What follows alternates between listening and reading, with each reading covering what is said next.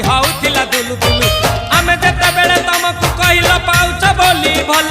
मोली pouch बोली भल ये कोन कला